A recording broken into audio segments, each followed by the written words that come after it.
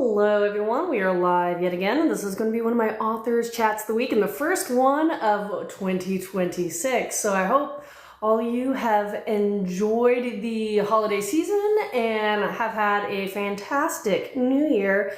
And I'm keeping my eye out for my co-host for this evening, and I'll be sending him his invite momentarily, and then we'll get things going. We'll be talking about books, writing, publishing, and everything in between. There we go. Let's see. Make sure my volume's up. It's been a moment. Let's see if he sees the invite. We'll get things rocking and rolling. I have not done a lot of lives lately because I've been getting over a cold, so if I sound a little scratchy, that's why. Let's see if he sees my invite. Sending you the invite right now. Haha. Perfect. Hello, hello. I'm trying to fix this camera situation. There we go. Let's see. Yeah, I think there's aha, you got it. Hi. Hey, how you doing? Well, I'm getting over a cold, so if my voice kind of crackles or if I'm sniffly, I apologize. No problem. It's my annual Christmas cold, I feel like. Every time this time around, the same time every year, I just, it's fall into the weather and I have no idea why. But outside of that, another thing I want to let you know is you're my demo. You're my guinea pig tonight because it's my first time doing a live since I've moved in my new office, which is located in my basement. So I'm hoping, the server, the internet and all that plays nice. So far, so good, but we shall see. So how have you been since the last time we've done one of these? It's been a little while, and I know because you're just so active on Book Talk that I didn't realize how long it had been since the last time we've done a live together. Yeah, I think I was working on, when was it, 2024, was it? Yes, some point, yeah, because we didn't do one last year, and I was like, no, we had to have. We talked, and I was like, no, I guess we didn't. Yeah, I was writing. Revising, and a lot of tears. No, well, the writer's tears are a real thing. Yeah, that's it. I mean, it's done now, but it took a lot. Yeah. So, okay, since 2024, let's catch up. So what have you done writing-wise since then? Any new releases for people to know about? Where are you with your writing journey so far? Because it's been a year and a half or something like that. Yeah, it's been a long time. I haven't really done much. Haven't done, Okay. but I came out. So I released this book, Ashes and Rubble. I've been talking about it for a while. Fantasy. I'm releasing another book, which is an anthology next month. I plotted out a few stories that's supposed to line up with my fantasy, and that's just where I am right now, getting back into the zone, because when I was marketing, I couldn't really write. Like my brain wouldn't let me write anything, and I'm making videos, and all my energy is going to this app, But once I actually backed away from it, that's when the words started coming again. And I think that's something that each writer has to figure out, that balance, because it's one of those catch-22s. You need to market your books, people can find it. But if you're spending all your time marketing, then you're not writing, which is what you want to do, being a writer. So you do have to find that balance. And, if it means you write and go on a stint and then you pause that after you publish and do some marketing and then you go back, that's what you need to do. Yeah. So that's working for me right now. So that's what I'm just gonna write, And someone has said a while ago that the best way to promote one book is write the next book. So I said I'm running with that because I could do that. Yes. So going back to you said your fantasy book. I know when you released it, I love that cover. You can show that again. It was a gorgeous cover. But tell us a little bit more about that particular book, because one, it looks stunning, but what is it about? Okay, yeah. So I started writing this book because of Book Talk, right? Mm-hmm. So it was a discussion going around about women not reading books by men, and I already had the idea of another series going on. So I said, well, what if I write a story, uh, and I kind of connected to my other series, you know? So I went ahead and this is about a prince who's accused of committing a crime that he says he didn't commit, and it's about a young woman who's trying to collect the bounty. So so she finds him, but she doesn't know he finds him because he's in disguise, and he's just kind of, I don't want to say he's using her money, but he's kind of using her resources to figure out how to break his magic free and Mm-hmm. find the person who really did it. Ah, that's neat. So, it sounds like there's some level of going to be some kind of tension between the two characters. Is this supposed to be a romance, or is this supposed to be a enemies to friendship, or how are you envisioning this particular book, or is How it I supposed to be a series? I should ask that. it's going to be a trilogy now. But Yeah. when I first thought it up, he was like one of them shadow daddies. That's how it was. That's how it was supposed to go. And it didn't work out like that. My mind is like, it, his characters will let me do it. But they will eventually, not in the first book, but they'll eventually get in a relationship and have kids and have a family, and then their children will play a part in the plot in the third book. Um, Oh, so it's a generational story. It sounds like. yeah, yeah. I wanted him to have. I wanted him to be like a loving parent, because he lost his mom early. He lost his father at the beginning of the book, so I wanted him to, kind of have what he never had. So, I have not branched into books that focus on a romantic element yet. I do have a standalone in the works, but I haven't done that. So, how has been the reception of this particular book compared to some of your earlier writings? Well, what I didn't realize was I always have a romantic element in Uh-huh. my stories. So it didn't writing it. It didn't feel like it was hard to do. I just wanted to get it right when it came to, like, because it had spice in it at first. Oh, Uh, okay. and I put it on NetGalley. Oh, So I put it on NetGalley, and then I took the spice out. oh. Okay. I'd heard enough. Uh-huh, uh-huh.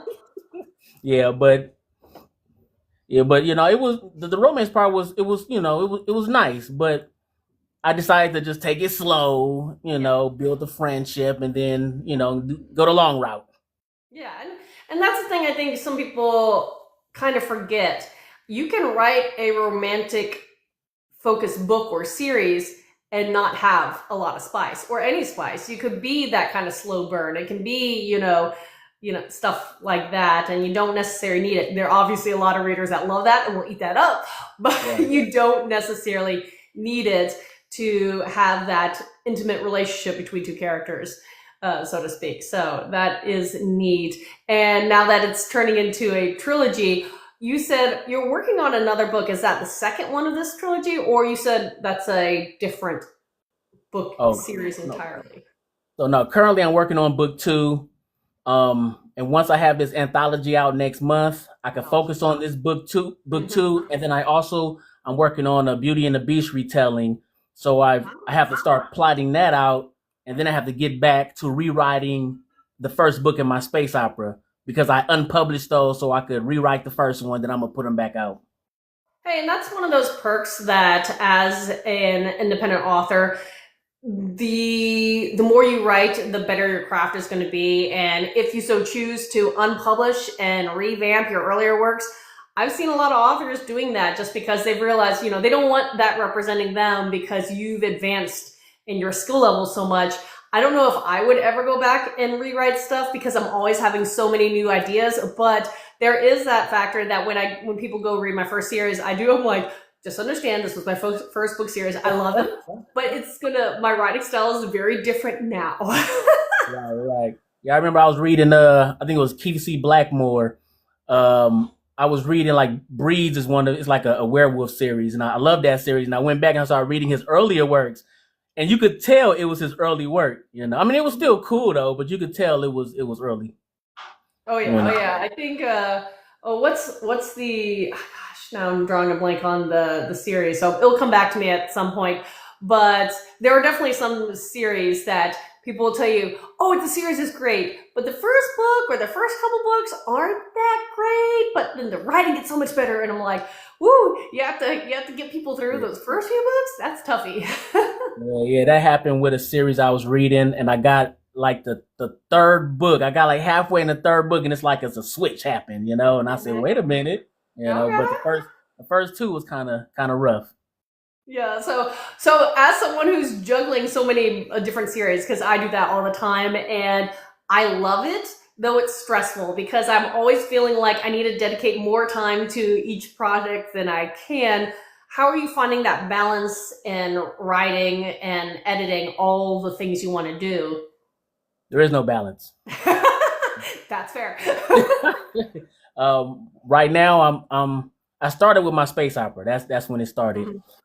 And I plotted it out, but for some reason the words wouldn't really come to me. So I said, well, let me try doing this other story. So then I started writing the second book to this space opera. I mean, to the fantasy. And about 10,000 words in, I said I should probably write this, erotica for this anthology. So then I stopped doing that, but I finished the anthology though, so that's done. So then I jumped back into my fantasy, and the words they flowing again. So I'm sticking with it. Until my brain says otherwise. That's really good. And I like the idea of authors taking advantage of anthologies. I want to do more anthologies. I like the challenge of whatever theme they're trying to encapsulate and creating a story for that theme, but then you have that cross promotion aspect, and it's just a fun thing to get into. So that's one of my goals, is to get into more of those. So how was it writing a shorter piece for an anthology versus something that's longer? Because writing a short work of fiction versus a full-length book are very different. Right. Well, I'm the one who, since it's my anthology, I'm the one who set the words. It was 2,500 to 5,000 words. That's each story. And I let everybody know it's 7 of us. And then I wrote my story, and it's 10,000 words. So I just got a long story. Oh well, it's what it is. No, that's cool. And I was going to say, that's a lot of work on your behalf if you're putting an anthology together, because that means you're also having to talk with a lot of other authors, and we all run at different schedules. Right. And I'm trying to organize that and all that kind of stuff. So kudos to you. Yeah, and I'm working with romance authors, and they nonstop. They just write nonstop. Well, how about I want to know, since you wrote a spicy story for this collection, and that's not necessarily what you do regularly, was that a lot of fun, or was that more challenging to do something like that? No, it was fun. At this point, I kind of weave the storyline and the spice and stuff like that, so I got a little dialogue in between certain scenes. So that's what I kind of just used personality to get through the scenes. And I attacked it like it was a battle scene. I mean, kind of, yeah, I can see that. I mean, there are certain things, like there's the positioning of the people, and is it going to be realistic enough that people can buy into but engage? Yeah. Oh, I love that.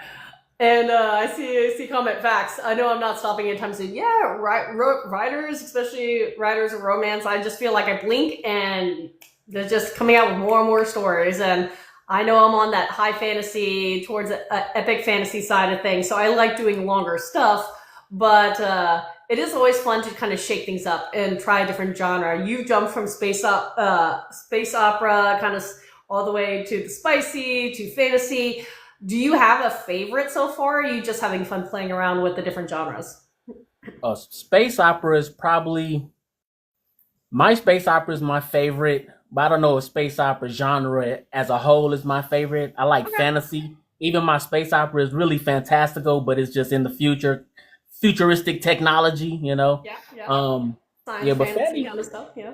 fantasy is fun. You could do whatever you want to do, you know, and just make it make sense. Yes, that's the trick. Make it make sense. If you have a rule, don't break a rule. If you break the rule, explain why you break the rule, or at least point out, make it obviously so it's almost funny. It's like, how does that work? I don't know. It's not supposed to. And then move on. Yeah, yeah. No, Magic systems, they were fun. It was just all about tying a magic system with the with the storyline, with the plot, you know. And once I got that down, I could do whatever. You know, I had the underworld, and it's like, okay, well, what am I going to do with this underworld? And I got have a whole system just for the underworld, and you know, it's fun. Let your brain go wild.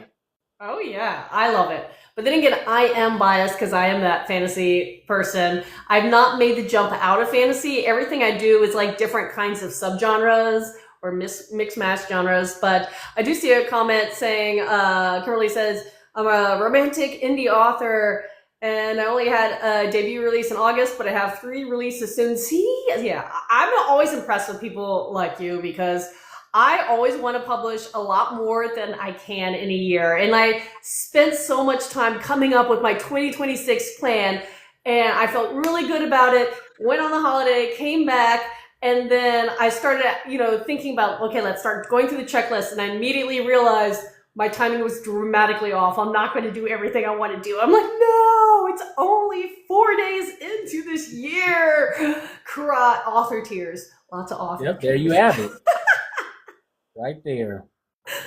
That is so funny. But yeah, so actually, let me ask, for the anthology, I'm super fascinated. What made you want to compile one? Because that's a lot, like I said, a lot of energy to do that. So what made you just wake up one day and was like, I want to do this? Right. I like anthologies. You know, I think I did my first one about 3 years ago. I Nice. joined an anthology, and it's like, this is kind of cool, And then I did another, I gave my story to another author who was putting one together. So I said, I'm gonna put one together. And since all my friends are romance authors, that I talk to regularly, let me go ahead and do a romance one. I like Because it. they were all writing these spicy scenes and stuff like that, and they were getting crazier and crazier with this thing. And I said, what? I said, I got to learn how to do this because in my space opera where I'm rewriting, like I had spicy scenes in there, but now that I'm rewriting it, I'm going to kind of, tweak them up a little bit. Oh yeah. And get that practice going. Practice makes Yeah. perfect. Hey, got to practice because my first scene, people didn't like it that much. We have to. There's one thing about like write what you know, and when you don't know, you kind of make it up. You have to figure out how to make it believable, and even if you know about it, how do you explain it in a way that people will buy into it too? Because that's tough. So Right.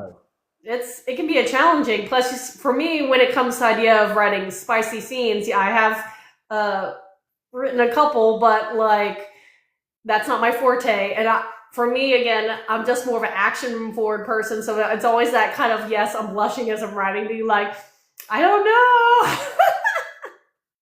And I'm writing it in first person, and I write in third person, Yeah, but I'm a this third first person person writer. was Yeah.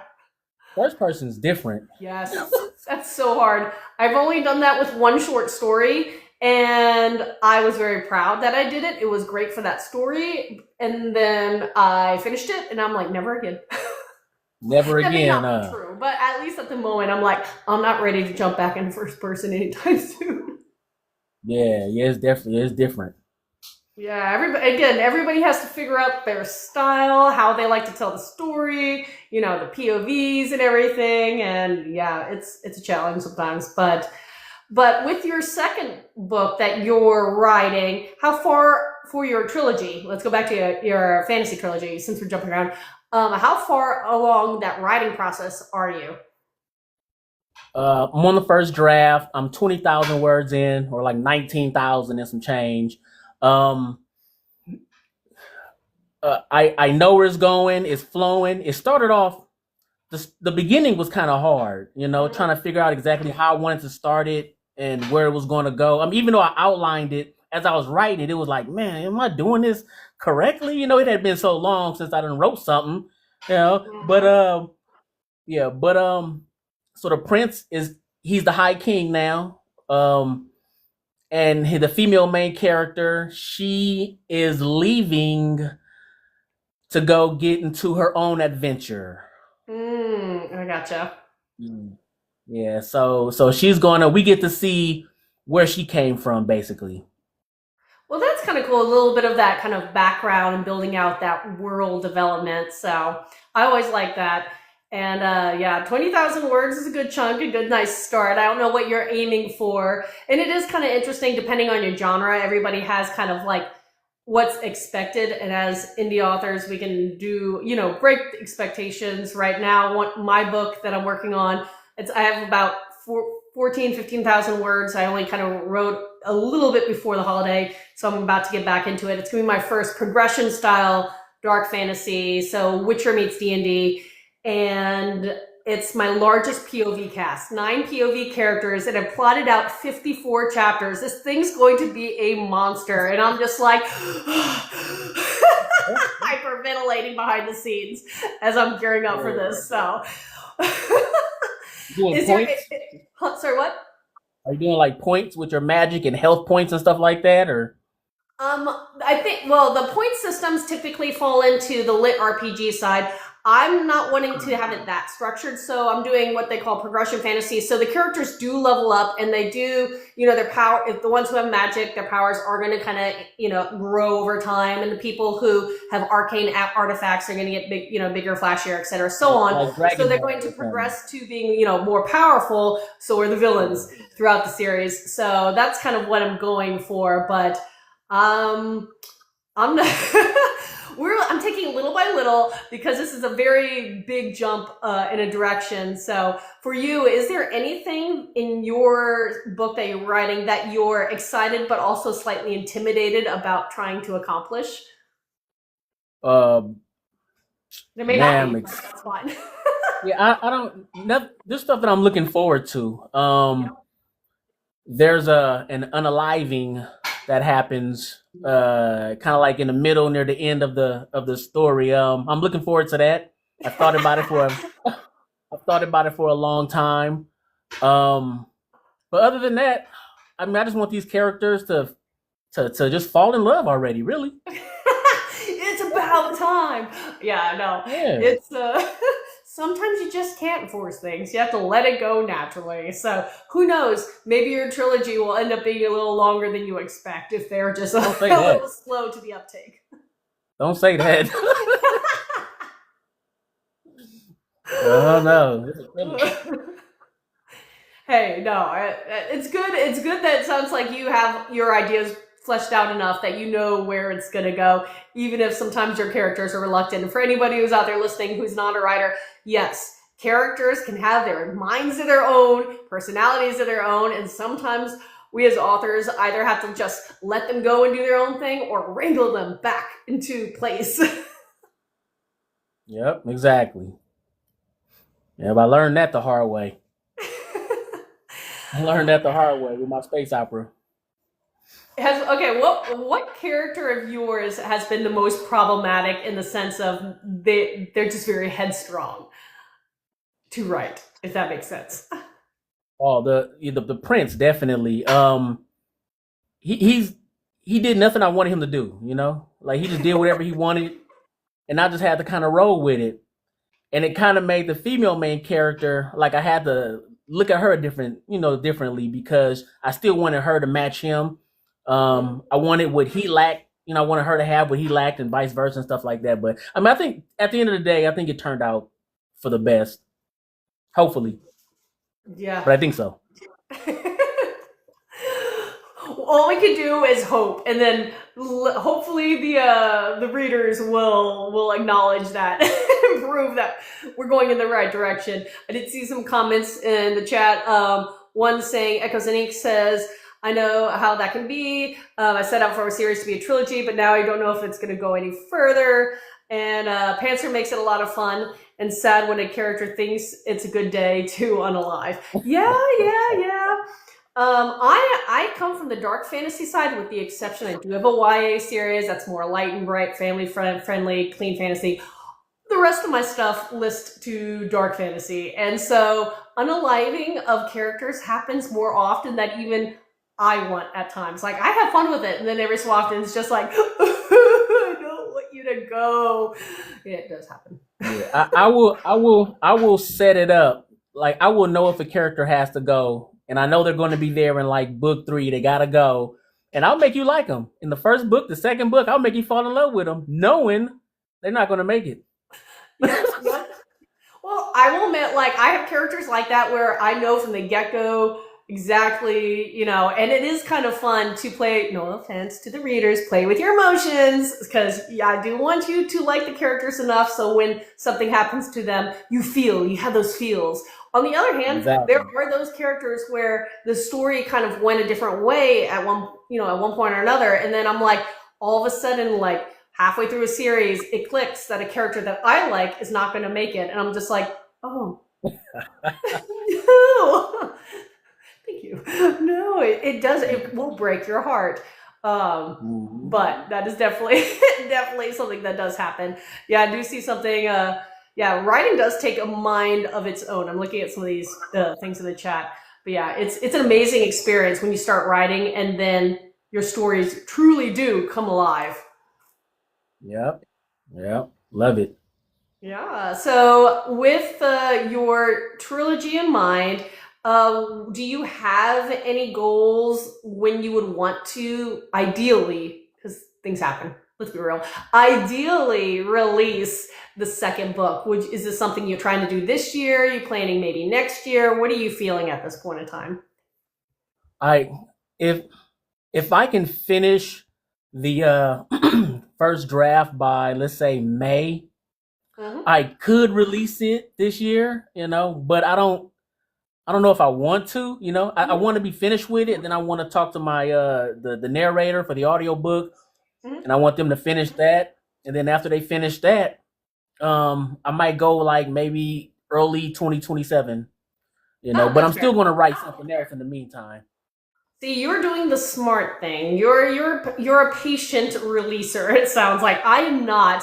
And that's my problem, is I have so many books that are written by the various stages of finalizing. Maybe they're in formatting, maybe getting covers, and I'm like, ooh, I can release all of them this year and do all these things. And then the reality is, no, not that I couldn't, but then it wouldn't do each of them justice. The build up, and the planning. And if I launch a fundraising campaign and stuff like that, because there are certain words I can't say on this thing, and those kind of things, then I have to like time it. I'm like, oh, well, I want to do 5. Reality is 2. Right. Yeah. And I did see a question about indie author interviews. I do that. Yes, I do. If you are interested, send me a message or a comment or a message or something and I can talk to you. Also, if you go to the thing you click on my website, there is a place for people to send me a contact if they're interested in this or written interviews. So do those. Love chatting with authors because I learn about things every time. Dartanyan's been on a couple of them, and like, I just love chatting with people. And it's amazing. That's a nice name. Michael Ironheart. That's nice. Yeah. Oh, looking at his name. I was gonna say I like that, yeah. So in your current series, do you have a favorite character, since it sounds like you have 2 POV characters? Is one your favorite over the other, or is that really cruel making you choose? I think for the second book, Caressa, who's the female main character, she's the one that has the most story in this one. So I'm kind of leaning toward her. When Caressa and the High King Avius is on page together, I kind of, it's hard to decide. I have a kid that's coming in here though. It's a Chimera shifter, and I can't wait to get to her part. It's more toward. So what's happening? I could probably tell you what's happening is someone's stealing food from the pantry, and they don't know who it is. They don't know she's a shifter yet. Ah, that's fun. So Yeah, so I'm getting there. It's gonna be interesting. Okay, so that makes me want to know what kind of magical elements are in your fantasy. I don't even know if we've necessarily covered that. So clearly, chimera shifter, which sounds amazing. I love it. But what are some of these other magical elements that you are incorporating in this particular book series? Well, I have fire magic and all the other magics, all the other elements, fire, wind, and I have orcs. I mentioned the orcs, the goblins. I have a troll. Now, troll dialogue is tough. I have a troll. I have a conversation with a troll, and troll dialogue was tough. Um, yeah, I just took things from like D&D and just threw them in there. I love it.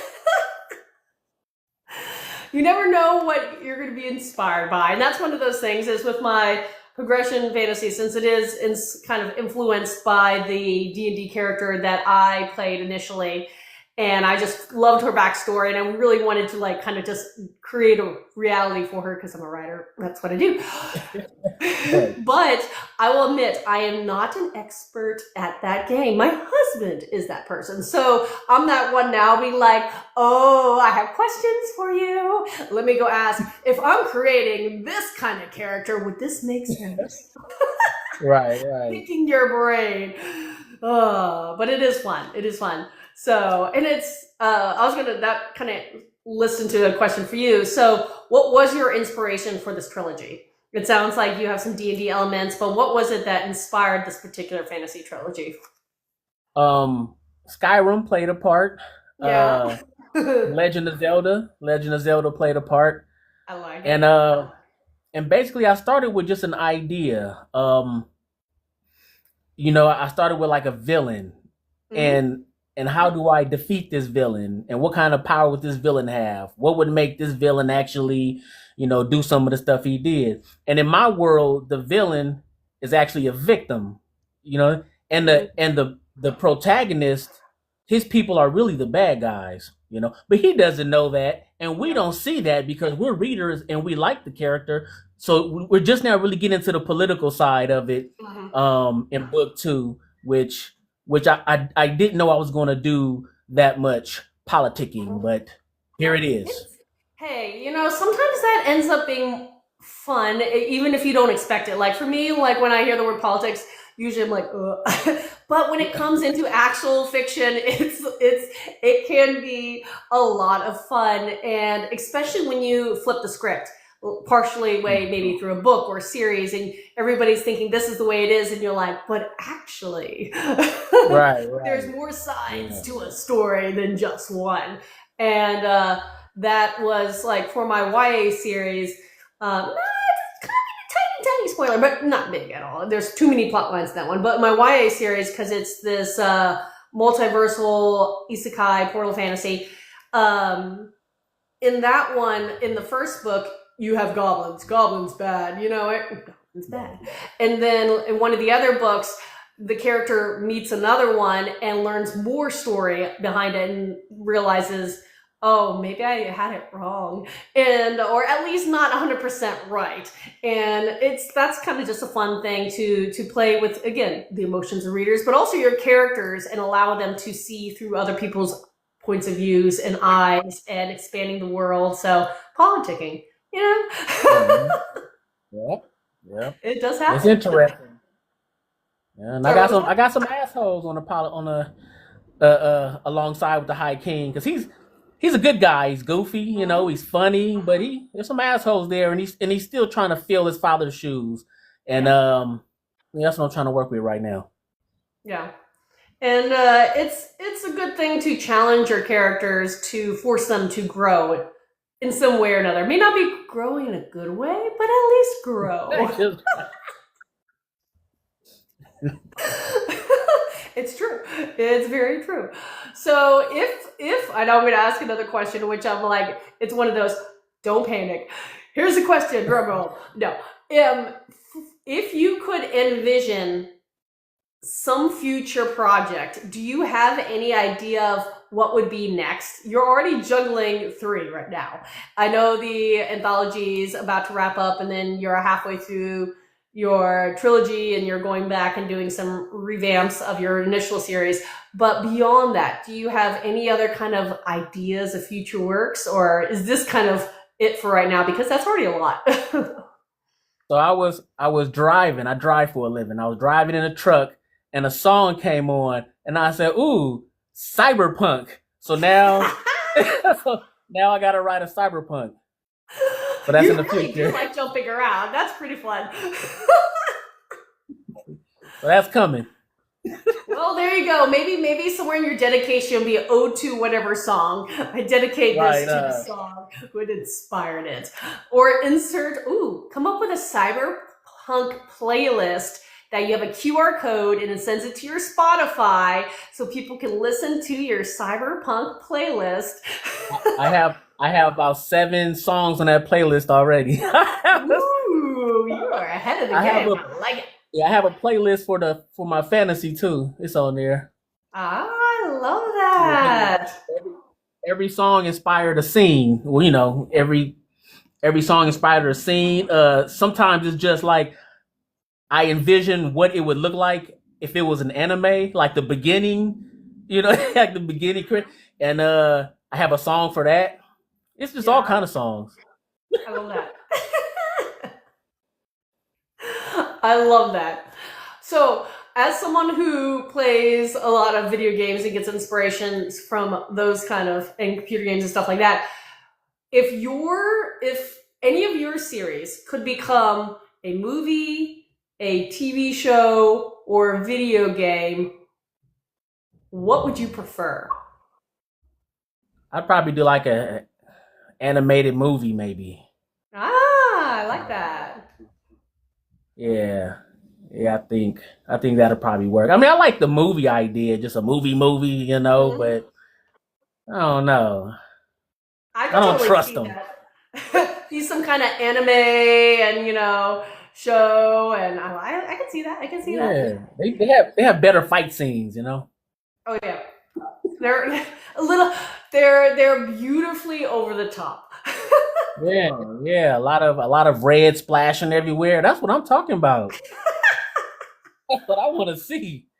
There you go. I like it. So next challenge you're gonna have to do is find someone who can do character art in an animated style. So then you can have, this is what I'm going for. Just throwing it out there to the ether. This is what I want. Come and find me. I don't know why you did that to me. Why you do that? Now I gotta go look. I'm sorry. You're welcome. I'm sorry. No, I've been on a quest. Actually, I was doing that right before I logged on. I have one of the books I'm trying to release this year. I'm in the works of finding artists because I want to release a special edition as part of its launch. That would be kind of a more exclusive through my own shop kind of special edition.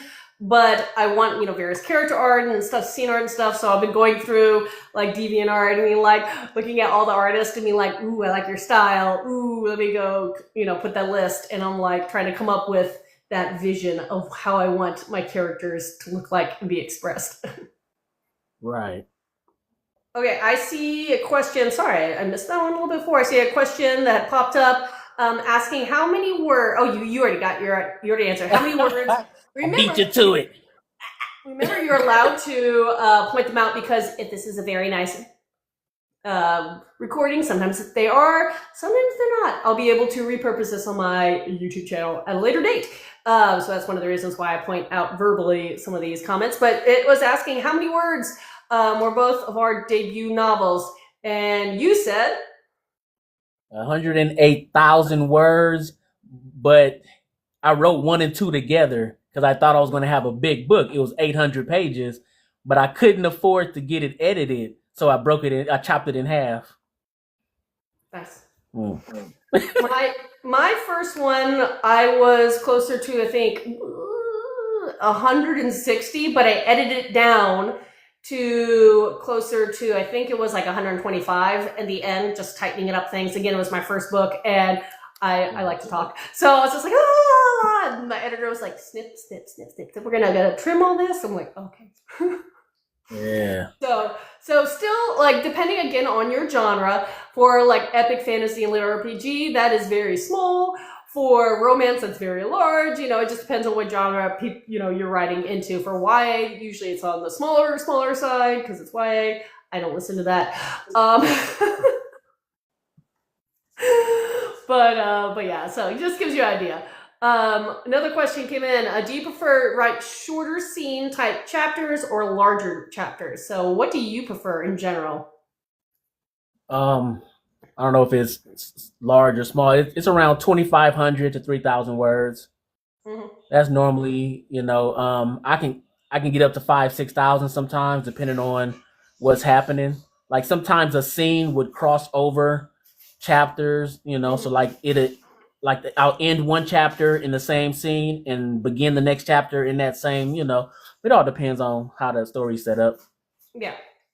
For me, it depends on the book / series. Certain series, I write slightly larger chapters. Some of them I write slightly smaller chapters, but they're not really considered small. But like you said, I think my average chapter on the smaller end is about 2,500 words on average. So, and just depending again on the size of the book, you're doing a 9x6, are you doing one of those kind of market size, are you doing something funky, and also margins and all that kind of stuff. It depends on how many words per page. It's a lot of math, so it's hard to go by page numbers. So yeah. Okay, so let's go back to your series, because I do love your epic fantasy series and the book covers on that one. How did you determine what you wanted, what kind of style of book cover you wanted for that particular trilogy, at least for your debut book? I mean, first book of that trilogy. Yeah, so I saw a couple examples. Have you heard of Mibble art? MIBLART? What was that? Okay, again? So I looked at some of their stuff, then I was looking in the genre, the fantasy genre, looking up the different, and I said, I want something that kind of meant something to the story. So I had a sword, I have fire. The fire is turquoise, because the prince has blue fire. You'll see like little fragments of stones on the cup.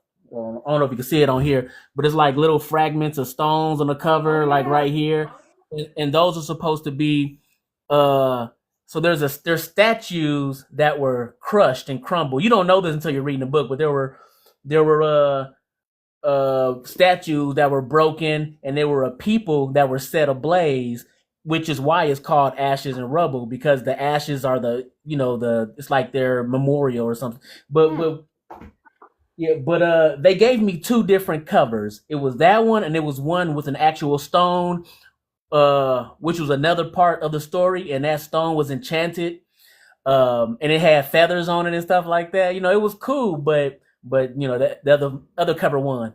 Yeah, what was this platform called or group called?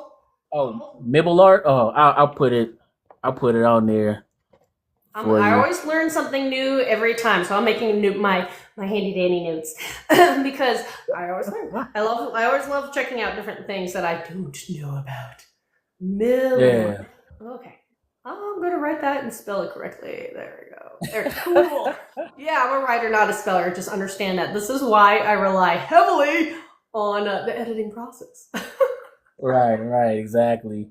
Like pro writing A, do your thing. Yeah, with pro writing A, editors, beta, any and every help that I can get. Yeah, exactly. I'm telling the story, make it look pretty.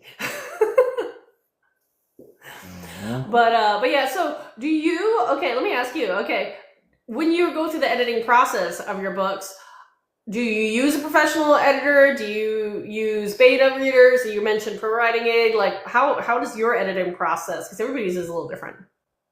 Yeah, well, first I self-edit. I throw it in pro writing aid, and I go through, look at all the suggestions. Sometimes like 1,000 suggestions. I don't know if you looked at pro writing aid. I'll go through each one. I make sure all the grammar looks good to me. I read the story, make sure it's structured right, and I always use a professional editor. Mhm. Anna Sharples is the name of the editor that did this one, Ashes and Rubble. But she's an editor now for a magazine. So getting our times together was kind of tricky. But she already said she'll edit my next one.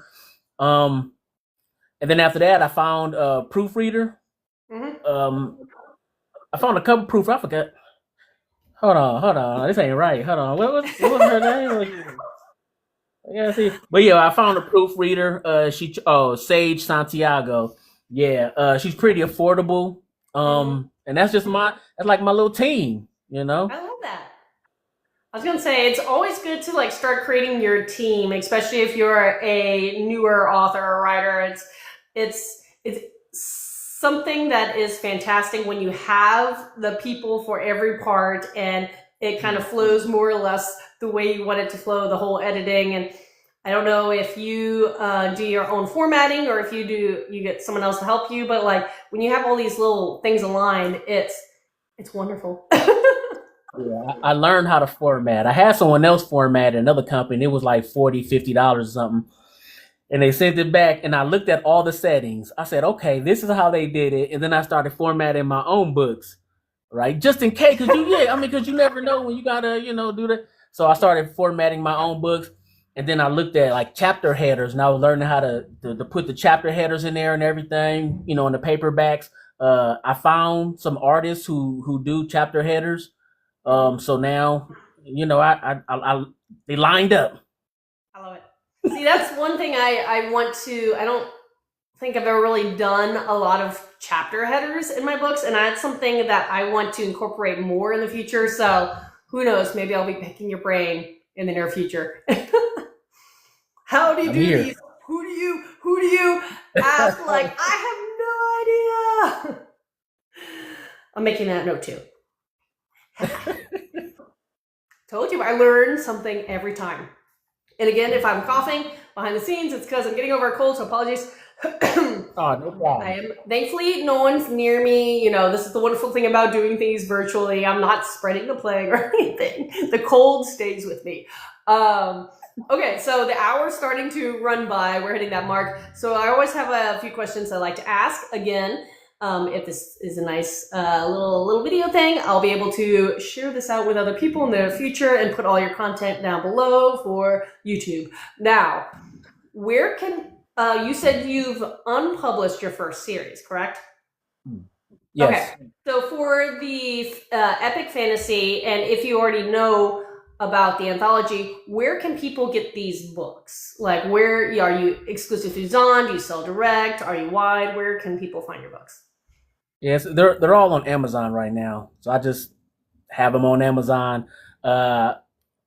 When they first released in May, I had it in KU for 3 months, and I said, okay, now I'm going to go live, right? Because Mhm. I thought it would be better to do it like that. So I went live, and it's hard selling off of Amazon. Like if Yeah. you're not, and I don't. It's like no matter how hard you market, people just don't want to go anywhere else.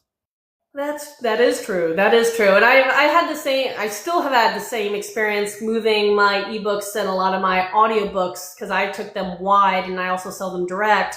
Yeah. With the exception of one audiobook series that's exclusive through that other platform, but it is harder. And I willingly took the hit financially, hoping long term as I build my brand and encourage more people to buy direct through my website and understand that you can find my things at libraries and things like that. That it'll continue to build over time, but it's hard. Yeah, there was Like another convenience, author. and I get it. I shop the Zon all the time. I get it, but it is hard. Yeah, it was another author, Joanna Penn. I don't know if you probably know Joanna Penn, but she was the one that was talking about going wide and and selling direct and all that. I said, man, that sounds good. Hmm. That's why I went to go try it out. Hey, well, here's the thing. The key word is try. If you get to a point where you're just so frustrated and don't like it, you just wrap everything up and you can go back when it comes to at least your ebooks. You can go back and put them back into KU as once you've disentangled everything else. It's a hassle, but you can. So it's one of those things. And like I have heard a lot of authors that try to do both in the sense that they'll release early on with their ebooks in something like KU, and then after given enough time, they'll pull them down, move them wide as they rotate. But Right. it's you just have to figure out what works for you. Yeah. There's no right way to like let you know. You just gotta try things. Throw the spaghetti at the wall and see what sticks. Just be careful about throwing your books at the wall. I promise they won't stick unless you chuck it really hard. I've tried. You'll have some holes in the wall, maybe. It's gonna stick. So, with your books, you say KU, so obviously ebook, and I think I saw you had the paperback. Do you have hardcovers, audio, or is it just ebook and paperback at this moment? Oh, for here I have ebook. I have the ebook, have the paperback, hardcover, and the audiobook. Ooh. And fancy, right? And I and I designed. I had the hardcover design the way I did because I probably should have brought it over here because I wanted to do special editions. So it had like some gold on there. I wanted to do the gold foil and stuff, because it looked cool, but I haven't gotten around to it yet. But I will sell those direct if ever I do it. I like that. Yeah. That's why I'm trying to get into special editions. Is I put them on the crowdfunding thing, and then after that, give it a little time. And then the idea is, if you want the pretty books, you have to go through my website or find me at an event. You're not going to see them on another shop unless someone's reselling. And if they're reselling, I hope that means I'm very, very popular at that time. Right. Yep. One can only hope, but that's the goal. Is like you have the pretty books, and again that encourages direct sales and everything. Another thing I'm testing, which we will see starting later on this year, is special edition covers for audio and ebook that will be only on my website as well. So if you want the alternative cover, the little fancier one, for whatever reason, again, you have to buy it. Right. And I'm like, try to encourage this. Again, build this relationship. Yes, you can do this. I will give you other perks, I promise you. But, I'm trying to hold the shiny book and be like, look at this, look at the sparkles, look at the, the glistening. Yeah, they like it. Readers like that stuff, man. Yeah. Gold foil, silver foil, and all that. Hey, the spray more attractive. It doesn't matter what gender you are. It is. Some of those are cool looking books. So they are. So I love that. Okay, another question I want to ask to make sure. Where can people follow you? I know right now you're doing the cycle of kind of more or less marketing hiatuses while you're focusing on writing and maybe popping up a little bit here and there. But outside of Book Talk, is there any other place people can follow you? Website, newsletter, other socials, that kind of thing? Yeah, I'm on Instagram with the same name, author 3D Johnson. I also have a newsletter and I'm trying to actually do stuff on there, but we'll see. I have a website, 3D Johnson, if you want to go on there, 3djohnson.com and sign up to my newsletter. And one day I'll send you something. Well, if I really want to blow your mind, this is one of the things I did last year, which was fun, just to try to build engagement on a newsletter, because that's kind of hard to fathom how you do that. And because I use MailerLite, I know the newer version came up with some fun things like interactive things, questionnaires and survey aspects. And so what I did was utilize that, and we did a co-writing a story together. So every month I put a few lines down and then asked them a question. And then everybody voted, and what the winning answer got inserted into the story. And then I added a few more lines or a few paragraphs, and then another question. And for every month last year, we kind of wrote a story together, which was kind of a fun thing to do. But that's when you have time, because it does take a lot of time, I will admit. Yeah, sounds like it, but if it's worth it. It was a fun thing to play around with, and I definitely had some people who thought that was a lot of fun to do, was create a story together. So you never know. Come up with some wild ideas. Yeah, I've done a live where I had people kind of tell me some stuff. Like we plotted a book together, and it came out being like a paranormal superhero book. Like I've never written it, but I had like a blurb, and I know what it's about if I ever do write it. That's fun. I like that. Yeah. Yes. See, if anybody ever, now that's the answer I'm going to do. When anybody asks, how do you deal with writer's block? So far, I haven't personally. It's just I have too many stories in my head. I am that person that it will change one day. But if anybody asks me how, I may throw that in as another suggestion. Go and do a live stream with your readership and see what you co-create. Maybe it'll spark some ideas. Yeah, it's fun. I love that. I absolutely love that idea. So, for 2026, since we're in a brand new year, what are some of your goals for this year? Like, do you have anything that you're like, I really want to do blank this year? What would that be? I just want to finish this book. That's a good one. I just want to finish it. That is a perfect goal. You know, writing Yeah, the if I book can. is actually, there are so many people that struggle with just finding the time to write a book. So that is a good goal.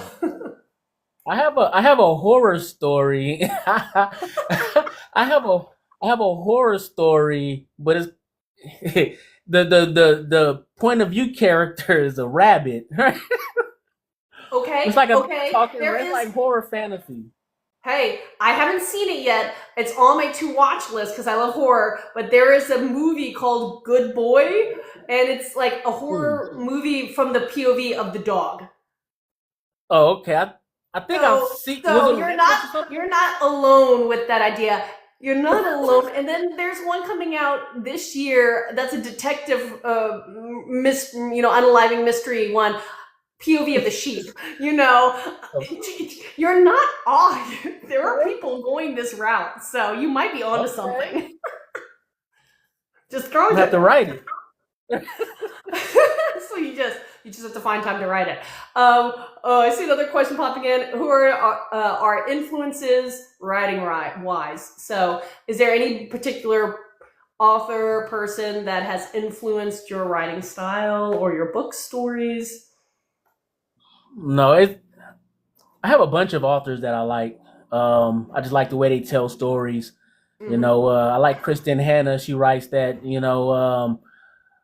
historical fiction, but I would probably never write it. But I Hey, like that's when fair. she writes it. You know, That's fair. yeah, I like Craig Allenson, Keith C. Blackmore. It's just a bunch of authors out there that are really, write some great stories. They always inspire me. Yeah, and that's the thing that like I love. And most of my inspirations up till fairly recently was I drew my inspirations from various myths and legends versus like other fantasy stories. But because of that, some of the people that I really enjoy reading are some people who have that kind of nod back to myths and legends and lore. Circe Madeline Miller was one that I read, which was Greek myth retelling, and was really charmed by her storytelling because she paints this beautiful world, yet can tell like some of these tragic Greek tales in a very interesting way. So I enjoy her, but I also love dark fantasy and epic fantasy, and there's so many, like you said, authors and stories that are fantastic, phenomenal books out there that you're just like, wow. Exactly. Maybe that's not the style that you want to write, but wow. Yeah, yeah. I was reading a book. Was it Pretty Things? I forgot who the author was, but I was reading. I was like, she's like a master with words. It's Uh-huh. like I'll never get there, but it's okay. Yeah. Well, I'm very proud to finally admit I am reading my first Brandon Sanderson book right now. It's Mistborn.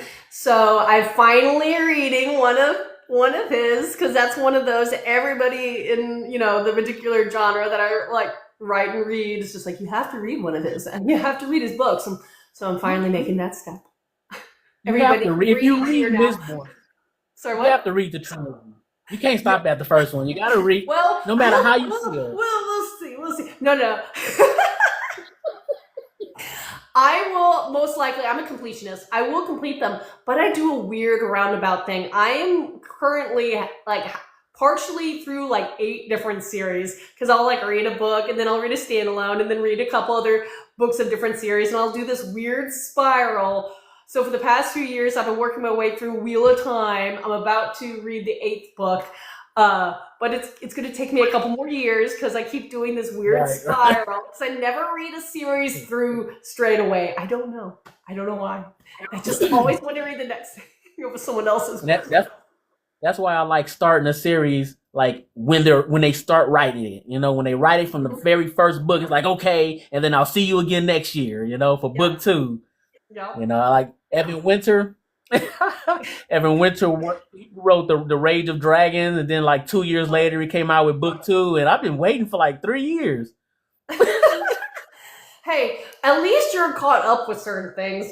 Again, because I love to miss so much, I just read like my bookshelves, some of them upstairs are just covered from the ancient Eddas and sagas and, you know, epic poetry like Odyssey, Iliad, Ramayana, all that kind of stuff. And only since joining this platform did I finally start reading a lot more concurrent and iconic fiction. And there's so much of it. And it's just like, I don't know if I'm ever going to catch up. I feel like I'm so behind and everybody's talking about these names and characters. I'm like, I don't know the conversation. I can't play. I can't be part of this. I'm so sad. Why am I so sad? So hopefully that'll change. That's one of my goals for 2026. Take more time because as a writer, you really should be a reader. You should be reading in the genre that you're trying to write in, as well as I would personally recommend also reading other things too, because you never know if a different style will spark something in your mind. Right. But yeah, part of it is reading. And that's the thing I always cut out because I just like, I don't have time. I'm writing, I'm editing, I'm marketing, I'm doing all the things, and I never read, but I should. So all you writers out there, read. All your readers, congratulations, keep on reading. But let me ask, since we've hit that hour, for you and then as well as anybody else listening in, is there any topic you wanted to cover that we didn't get to cover? Any question you had that you haven't had a chance to ask? Because this is that time to do so. Not really. No, not really. You said something about your YA. Is it the short series, the shorter books? Funny enough, no. My darkest series at this moment were novellas, and they're retelling of Viking mythology, Norse mythology, so Viking fantasy.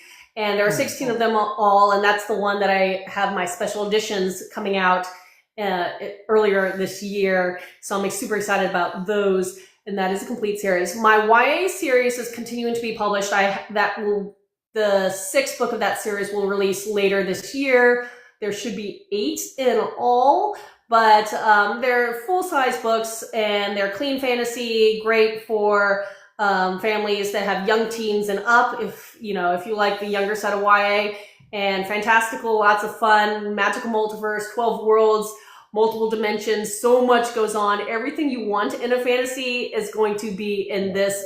Cybernetic monstrosity, abominations, monstrosities, grumpy dragons, elves that found out that they love sandwiches, and just fun stuff. Plus a lot of fun villains too. I did like say Vikings. My Viking series is The Guardian Speaker and a 16 novella series, and I love that one.